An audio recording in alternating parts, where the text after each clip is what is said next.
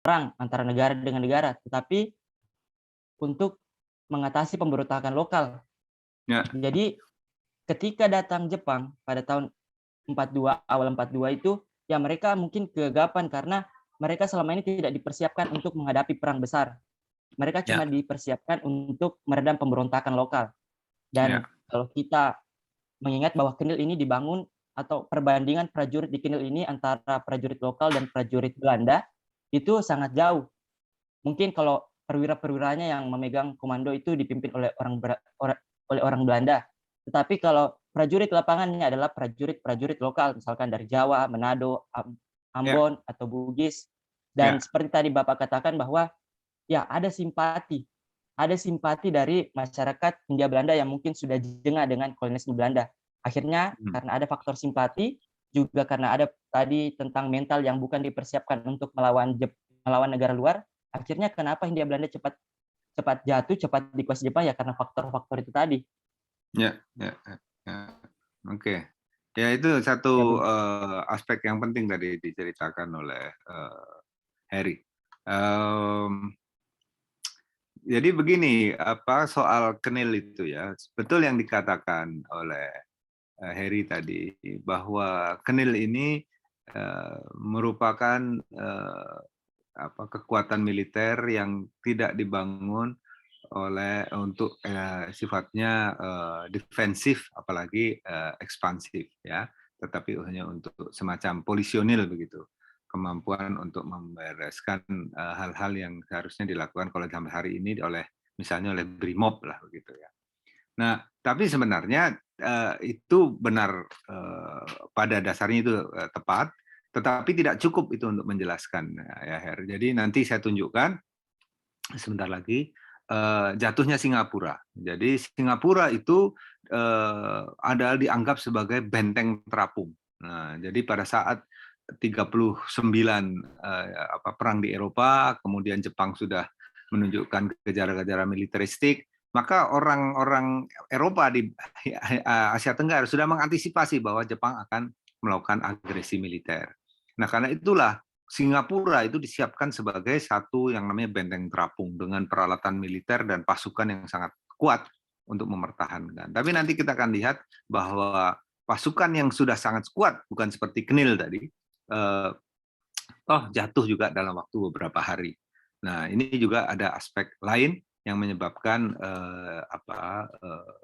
Jepang bisa menang secara militer. Ya. Jadi ada penjelasan tambahan dari kenapa Jepang bisa berjaya dalam waktu yang singkat tadi. Tadi ada dua tadi, lemahnya kekuatan lokal, adanya simpati, dan ada strategi militer. Oke, ada pertanyaan lain? Ya, ada? Dea, kenapa Dea? Ya, Dea, apa pertanyaan? Nggak ada. Oke. Ya. Sudah kelihatan lagi nih screen share PowerPoint-nya sudah? Sudah muncul lagi? Iya, Pak. Oke, oke.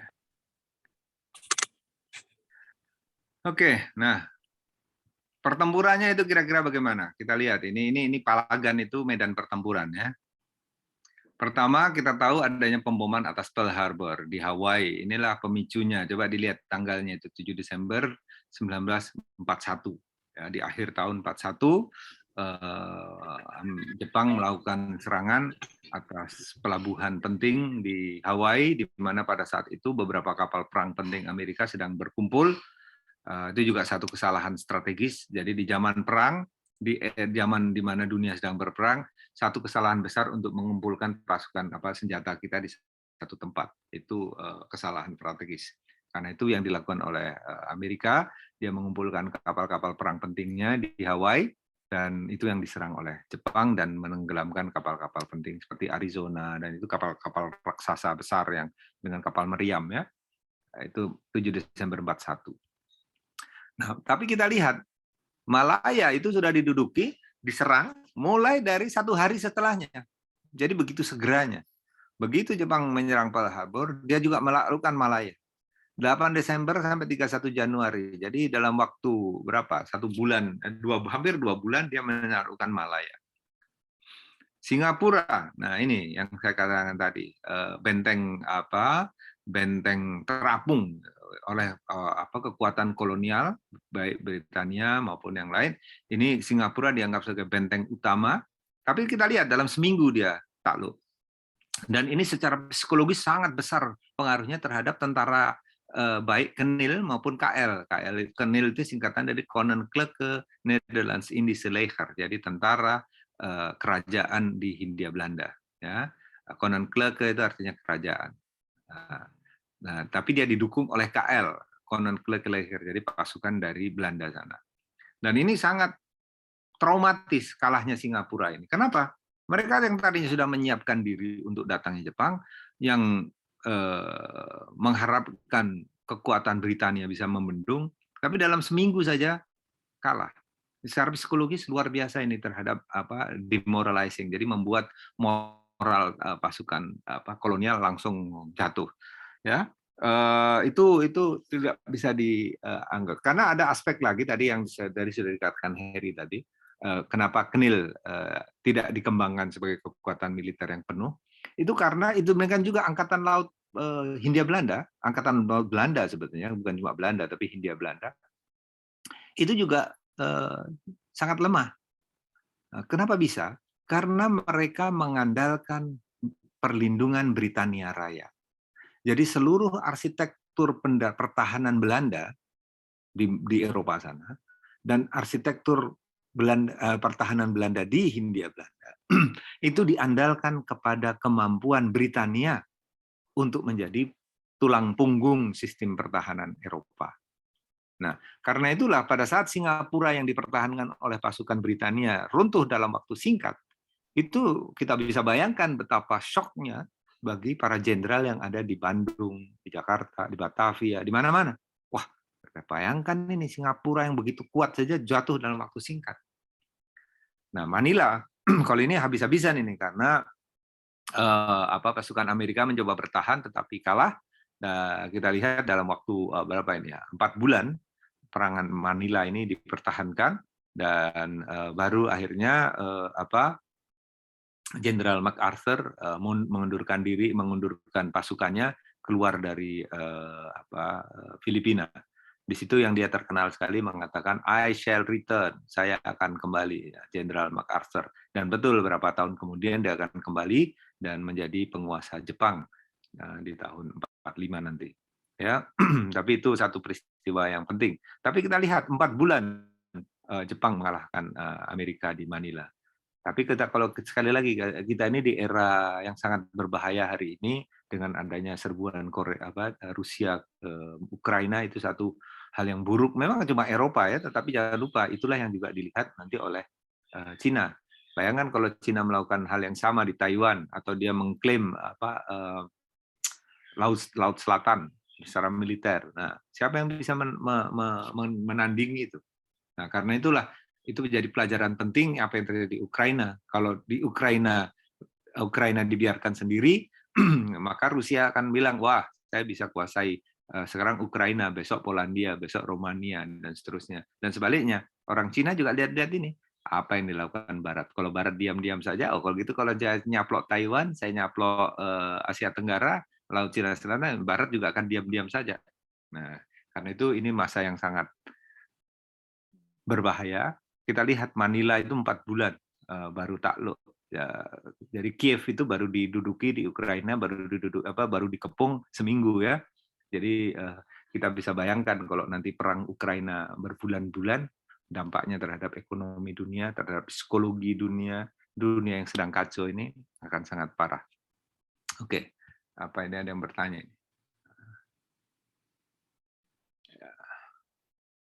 Oke ya. Oke, nah Hindia Belanda menyerah bulan Maret 1942. Nah, kita lihat, jadi Pearl Harbor 7 Desember, Malaya mulai diserang 8 Desember, Belanda menyerah di Hindia Belanda bulan Maret 42. Ya, oke. Dalam waktu berapa bulan? 3 bulan dia menaklukkan. Jadi seluruh dunia kolonial itu runtuh dalam waktu 4 bulan. Ya, oke. Tetapi bulan Juni 42 ini ada namanya pertempuran Midway. Midway itu salah satu wilayah di dekat Saipan sana. Di ini ada kapal-kapal induk bertemu dan di situ pertempuran laut yang salah satu yang terbesar di dalam Perang Pasifik. Pertempuran Midway namanya. Itu beberapa kapal induk dan itulah kapal induk Jepang, saya jadi lupa namanya. Itu tenggelam di situ. Dan ini pertempuran Midway bulan Juni 42 adalah titik balik militer. Kalau tadinya Jepang ekspansi mulai dari Desember sampai bulan Juni 42 selama berapa bulan itu? 7 bulan, maka mulai Midway itu mereka berada dalam posisi yang defensif, ya. Jadi nggak lama itu, mulai Juni 42 atau 2 bulan setelah Jepang menguasai Hindia Belanda, mereka sudah secara militer defensif, tidak lagi ofensif. Nah, apalagi setelah ada pertempuran Guadalcanal, ini satu pulau di utaranya Papua, ini pertempuran darat, di mana Pulau Guadalcanal diserbu oleh pasukan Sekutu, dan ini salah satu pertempuran terbesar dan terbrutal dalam Perang Pasifik. Tapi sekali lagi, kalau Midway kehilangan banyak sekali kapal perang, maka Guadalcanal banyak pasukannya yang tersapu, yang terbunuh, pasukan Jepang maksudnya terbunuh oleh Sekutu. Jadi tahun 43, dan mereka semakin harus defensif, tidak lagi ofensif, sampai akhirnya Hiroshima Nagasaki dibom tahun 45. Nah, pentingnya apa di sini? Ini adalah membuat gambaran bagaimana progres atau kemajuan militer yang dilakukan oleh Jepang dalam waktu yang singkat. Selama 4 bulan dia menghancurkan kekuatan kolonial di Asia Tenggara, dan disambut oleh kekuatan lokal di Indochina maupun di Thailand. Tetapi begitu kekuasaan itu dicapai secara total di bulan Maret 42, mereka sudah mulai harus defensif, tidak lagi ofensif di Asia Tenggara. Dan ini yang menyebabkan kebijakan kolonial Jepang pun berubah, ya. Oke. Jadi ini tanggal-tanggal penting, tujuannya untuk membayangkan ke kita betapa cepatnya kemajuannya, tetapi juga betapa cepat juga mereka kalah. Oke, ada pertanyaan?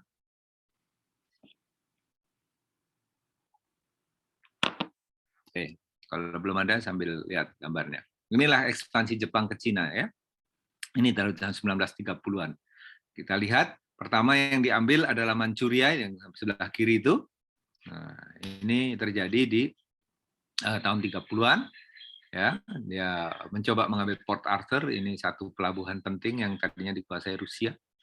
Nah, jadi ini sangat penting ini peristiwa ini, karena ini yang apa? Ini kalau paralelnya sekarang adalah Rusia menyerbu Ukraina. Nah, ini Jepang menyerbu Port Arthur karena ingin menguasai wilayah ini. Ya, karena apa ini pentingnya? Banyak penting. Salah satunya ini juga nanti akses menuju Manchuria. Nah, kita lihat di peta yang sebelah kanan inilah Manchuria.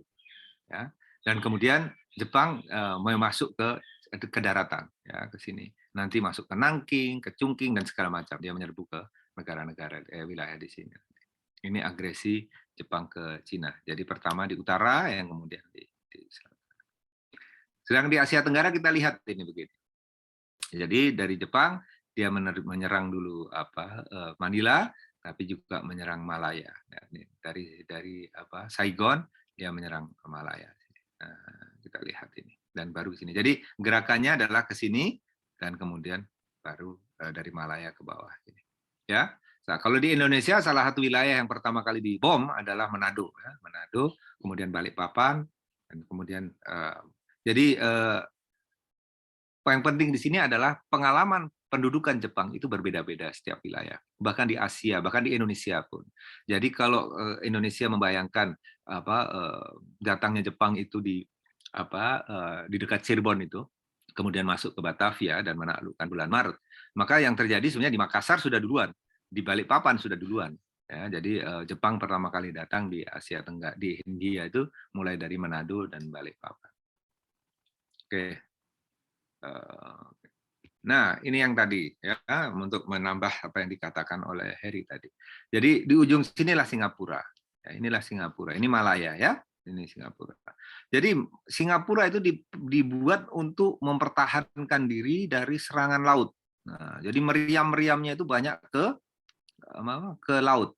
Nah, tetapi Jepang menyerbu lewat atas ini, ya. Dan kemudian lewat darat naik sepeda itu dari Kuala Lumpur ke arah Johor. Jadi itu yang sangat tidak diduga oleh Britania, bahwa Jepang akan datang dari belakang. Jadi cepat-cepat dia mengirim kapal perang untuk membendung ini. Tapi ternyata kapal perangnya disergap, tenggelam di sini. Sehingga dari Johor itu tidak ada penahan lagi. Sehingga Singapura yang tadinya dipertahankan secara hebat, sehingga daerah belakangnya sangat terbuka terhadap serangan. Dan dalam waktu singkat tadi, dalam seminggu, dia kalah. Dan itu juga ada kekalahan psikologis. Kenapa kekalahan psikologis? Karena setelah kekalahan itu dihitung, pasukan Britania yang ada di Pulau Singapura dan sekitarnya itu jauh lebih besar daripada pasukan Jepang. Cuma karena mereka tidak siap untuk menghadapi dari belakang, dari arah Johor, maka mereka segera memutuskan untuk menyerah. Jadi tidak hanya kemampuan militer, tetapi strategi militer juga di situ terkecoh pasukan Britania. Oke, ada pertanyaan?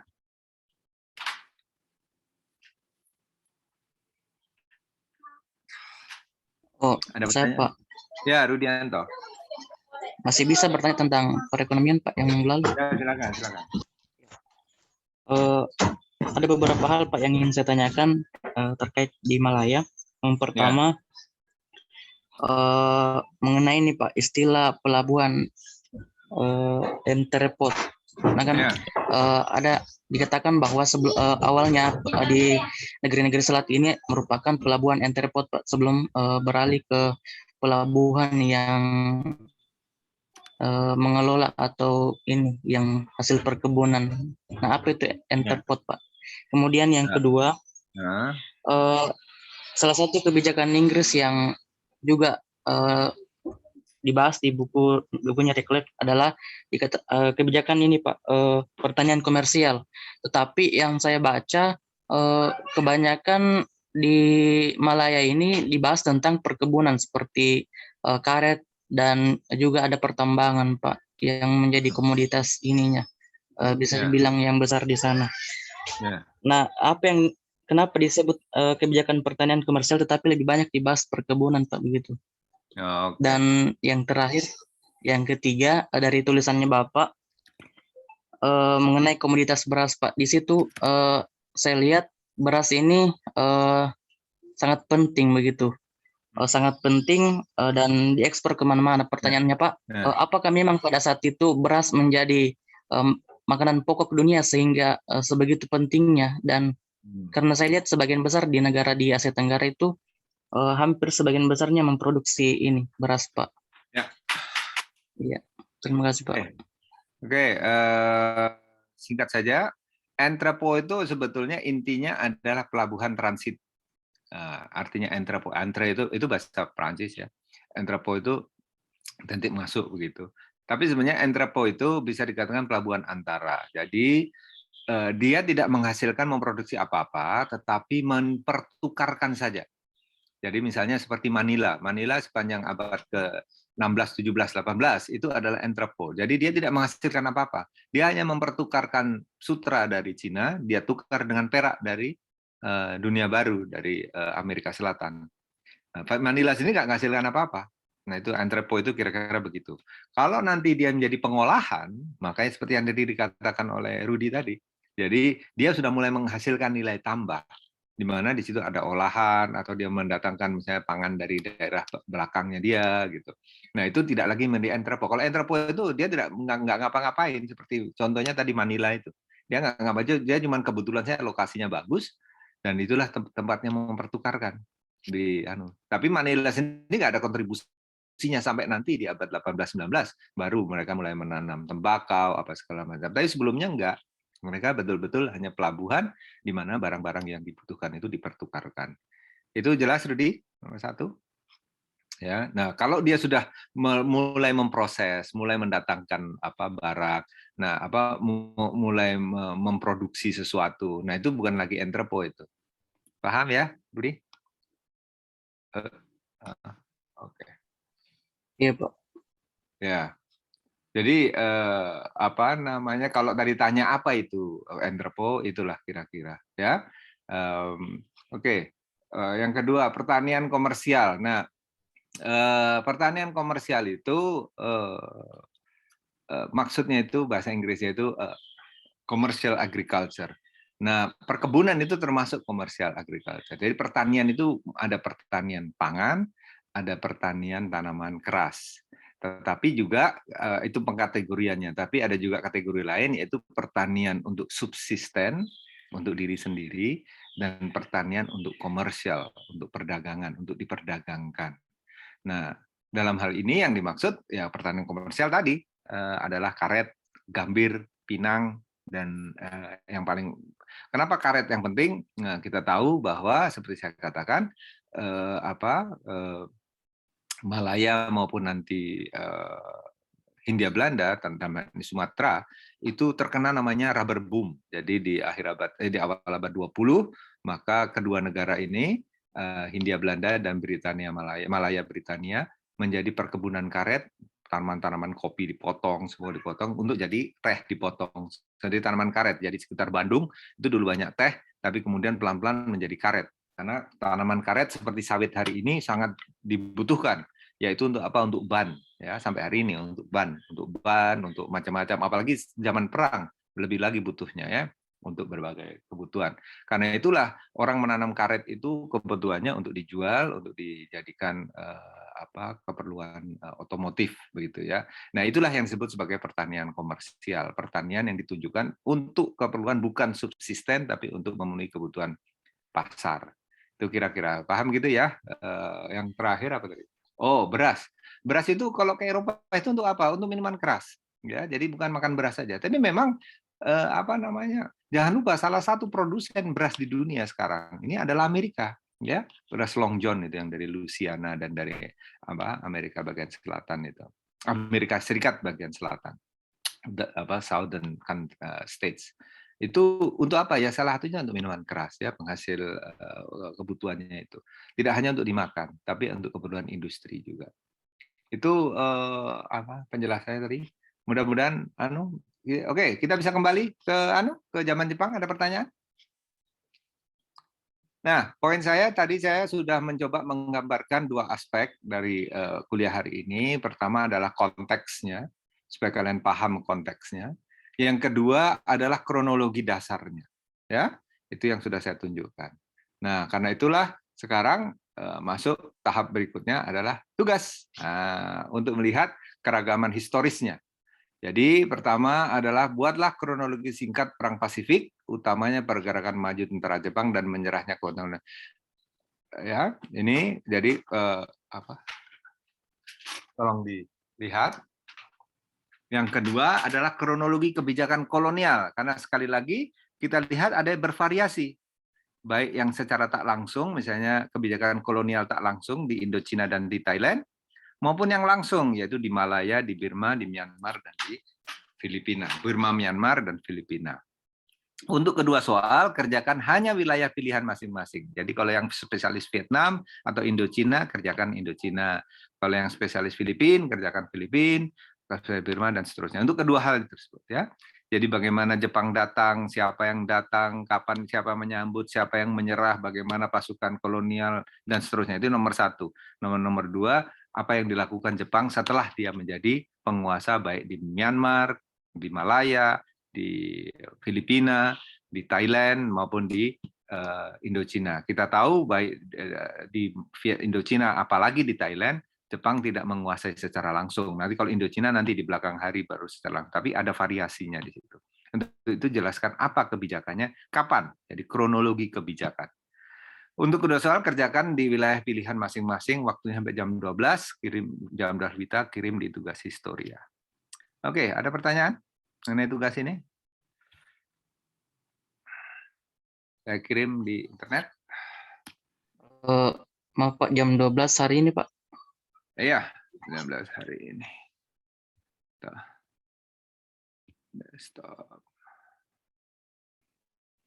Supaya segera saja. Ada kuliah apa hari ini? Selain kuliah ini? Keluarnya Bapak di jam 3, Pak. Kajian gender. Oke, jadi ada waktu untuk mengerjakannya. Oke. Silakan. Mestinya nggak lama-lama, 1 jam saja selesai mestinya. Ada pertanyaan?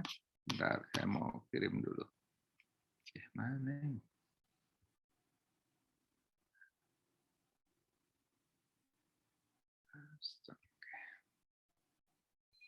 Ada yang pakai laptop? Ada yang pakai laptop ini? Kalau ada yang pakai laptop, silakan di-download dari chat dan silakan di-share ke teman-teman yang lain. Baik, Pak. Oke, ada? Oh, kuliah lagi jam berapa?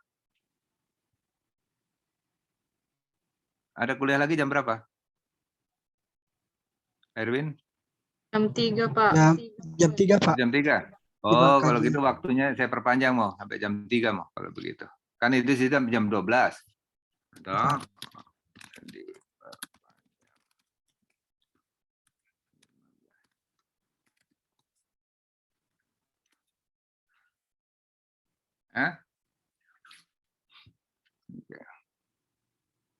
Nah, setelah ini saya akan mengevaluasi beberapa jawaban itu untuk mungkin saya dorong untuk di-share ke teman-teman yang lain. Tapi sebetulnya tanpa ikutan terjadi, sebaiknya di-share supaya yang mengerjakan Indochina bisa juga membaca apa yang terjadi di Malaya, bisa juga membaca apa yang terjadi di Burma dan seterusnya ya. Sehingga dengan harapan dengan proses ini kalian paling punya ringkasan dari wilayah-wilayah tetangga. Itu tujuannya. Jadi sekalian meskipun kalian spesialis misalnya spesialis Thailand, tetapi diharapkan kalian juga tahu apa yang terjadi di Myanmar, apa yang terjadi di Malaya dan seterusnya, karena nanti pada saat ujian saya tanya secara umum, tidak hanya negara-negara yang kalian kerjakan. Kalian mengerjakan satu negara, tetapi diharapkan membaca juga apa yang terjadi di negara yang lain.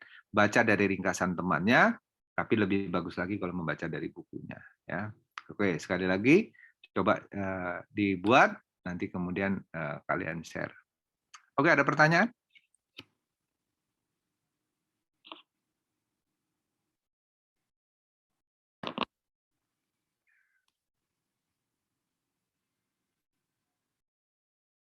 Ada pertanyaan? Tidak ada, Pak. Oke, sudah bisa diakses itu soalnya? Iya, Pak. Oke, kalau gitu silahkan dikerjakan. Boleh bertahan di Zoom ini, tapi boleh leave juga ya. Oke. Baik, kalau gitu saya yang leave duluan. Silahkan kalian melanjutkan tugas dan pekerjaannya.